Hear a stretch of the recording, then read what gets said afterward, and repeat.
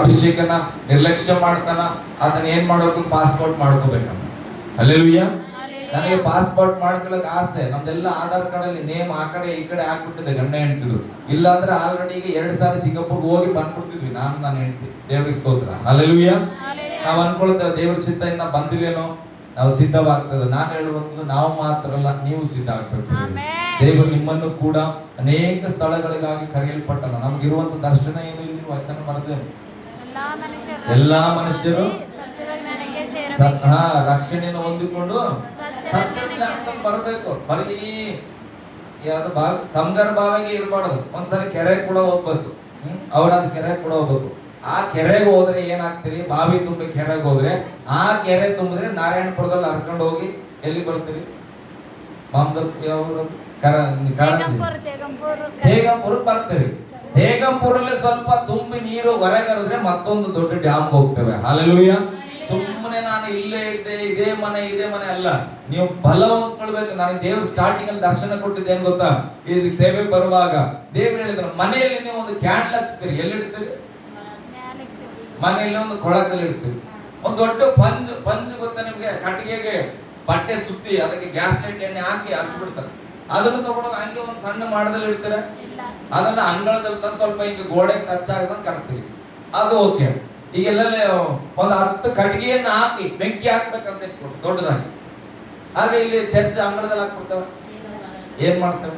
ಹೊರಗೆ ಹಾಕ್ತೇವೆ.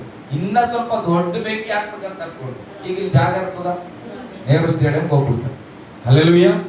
ಹಾಗೆ ನಮ್ಮ ಜೀವಿತದಲ್ಲಿ ಪ್ರಾರ್ಥನೆ ಸುಮ್ಮನೆ 2 ನೋಡಿ, ಸ್ತೋತ್ರಪ್ಪ, ನನ್ನ ಮನೆಯವ್ರು, ನನ್ನ ಗಂಡ, ನನ್ನ ಮಕ್ಕಳನ್ನ ಕಾಪಾಡಪ್ಪ ಸ್ವಾಮಿ ಅಂದ್ರೆ ಮುಗಿತು, ಅಲ್ಲೇ ಇರ್ತೀನಿ ನಿನ್ ಮನೆಗೆ. ಸ್ವಲ್ಪ ದಾಟು, ಹೊರಗೆ ದಾಟು, ಅಕ್ಕಪಕ್ಕದವ್ರಿಗೆ ಪ್ರಾರ್ಥನೆ ಮಾಡಿ. ಆಮೇಲೆ ದೇವ್ರು ಅಕ್ಕಪಕ್ಕ ಹೊರಗೆ ಕರ್ಕೊಂಡ್ ಬರ್ತಾನೆ ನಿನ್ನ. ಅಲ್ಲಿ ಸುವಾರ್ತೆ ಹೇಳ್ತೀವಿ. ಅಲ್ಲಿ ಆದ್ಮೇಲೆ ನೀನು ಹಳ್ಳಿಗಾಗಿ ಪ್ರಾರ್ಥನೆ ಮಾಡಿ, ಸ್ವಲ್ಪ ಪಟ್ಟಣ ಕರ್ಕೊಂಡು ಹೋಗ್ತಾನ. ಹೀಗೆ ಪ್ರಾರ್ಥನೆಯ ಜ್ವಾಲೆ ನಮ್ಮಲ್ಲಿ ಎಷ್ಟು ಉರಿತಾ ಹೋಗ್ತದೋ, ನಂಬಿಕೆ ಜ್ವಾಲೆ ಬೆಳೀತದೆ. ಹಾಗೆ ದೇವರನ್ನ ಹಂತವಾಗಿ ಉಪಯೋಗಿಸ್ಲಿಕ್ಕೆ ಶಕ್ತನು ಪ್ರಿಯರೇ. ಹಲ್ಲೆಲೂಯಾ. ಗಟ್ಟಿಯಾಗಿ ಹಲ್ಲೆಲೂಯಾ. ಕೆಲವು ಸಾರಿ ನಾವು ಅಂದ್ಬಿಡ್ತೇವೆ, ನಮ್ಗೆ ಬಹಳ ಕಷ್ಟ ಅದರಿ, ಇಲ್ಲಾಂದ್ರೆ ನಾವು ಮಾಡ್ತಾ ಇದ್ವಿ. ನಮಗ್ ಬಹಳ ಹಿಂಸೆ ಅದರಿ, ನಾನು ಮಾಡ್ತಾ ಇದ್ದೆ. ನಮ್ಮ ಮನೇಲಿ ಬಹಳ ಕೆಲಸ ಇರ್ತದ್ರಿ, ನಾನು ಮಾಡ್ತಾ ಇದ್ದೆ ಅಂತ ಇದೆಲ್ಲ ನೆಪ ಹೇಳ್ಬಾರ್ದು. ರಾತ್ರಿ ಭಾರತನ ಕೆಲಸ ಮಾಡ್ತೀರ, ಪಾತ್ರೆ ತೊಳಿತೀರ ಹೆಣ್ಮಕ್ಳು? ಭಾರತನ ತೊಳೆಯೋರು ಯಾರು ಇದ್ರಿ ಹೇಳಿ? ಕೈ ಎತ್ತಿ. 12 ಗಂಟೆ ತನ ನಮ್ಮ ಮನೆ ಕೆಲಸ ಮುಗಿದ್ರಿ, ಪಾತ್ರೆ ತೊಳ್ಕೊತಾನೇ ಇರ್ತೇನೆ ಅಂತಂದ್ರೆ ಕೈ ಎತ್ತಿರಿ.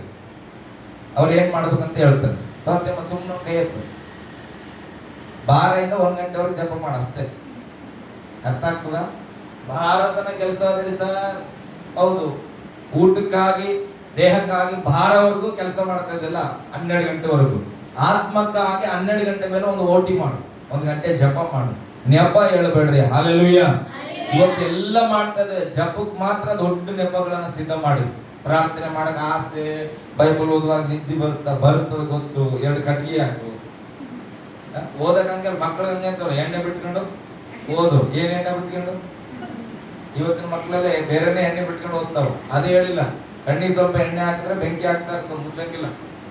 ಹಂಗಾಗಿ ಎಣ್ಣೆ ಹಚ್ಕೊಂಡು ಏನ್ ಮಾಡು, ಓದ್ತಾ ಇರೋಪ್ಪ ಅಂತ ಹೇಳಿದ್ರು. ಇವತ್ತೆಲ್ಲ ಬೇರೆನೇ ಎಣ್ಣೆ ಬಿಟ್ಕೊಂಡು ಓದ್ತಾರ. ದೇವ್ರ ಸ್ತೋತ್ರ. ಹಲ್ಲೆಲೂಯಾ. ಅಂದ್ರೆ ನಮ್ಮ ಶಾರೀರಿಕವಾಗಿ ಬೇಕಾಗಿರೋದಕ್ಕಾಗಿ ಎಷ್ಟೇ ಟೈಮ್ ಆಗಿದ್ರು ನಾವು ಮಾಡ್ತಾ ಇದ್ದೇವೆ. ಆತ್ಮೀಯಕ್ಕಾಗಿ, ಆತ್ಮ ಲಾಭಕ್ಕಾಗಿ ಪ್ರಾರ್ಥನೆ ಒಂದು ಅರ್ಧ ಗಂಟೆ ಮಾಡಿದ್ರೆ ನಮ್ಗೆ ಟೈಮ್ ಇಲ್ಲ, ಟಯರ್ಡ್ ಆಗುತ್ತೆ, ನಿದ್ರೆ ಬರುತ್ತೆ, ಕೆಲಸ ಇದೆ, ಕಾಲೇಜ್ಗೆ ಹೋಗ್ಬೇಕು, ಸ್ಕೂಲ್ಗೆ ಹೋಗ್ಬೇಕು, ಡ್ಯೂಟಿಗೆ ಹೋಗ್ಬೇಕು, ಇದೆಲ್ಲ ಹೇಳ್ತೇವೆ. ಅದೆಲ್ಲವನ್ನ ಕೊಟ್ಟ ದೇವರಿಗೆ ಒಂದು ಅರ್ಧ ಗಂಟೆ ಸ್ತೋತ್ರ ಮಾಡೋದನ್ನ ಮರಿಬಾರದು ಪ್ರಿಯರೇ. ಹಲ್ಲೆಲೂಯಾ. ಓಕೆ, ಇನ್ನೊಂದು ವಚನ ಓದೋಣ. ಲೂಕನ ಬರೆದ ಸುವಾರ್ತೆ 13ನೇ ಅಧ್ಯಾಯ 24ನೇ ವಚನ. ಒಂದು 5 ನಿಮಿಷದಲ್ಲಿ ಮುಗಿತು.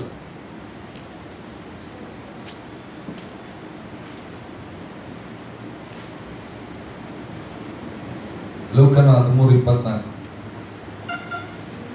ಹಬ್ಬ ಮಾಡೋಣ. ಏನ್ ಮಾಡೋಣ? ಹೌದ್ರಿ.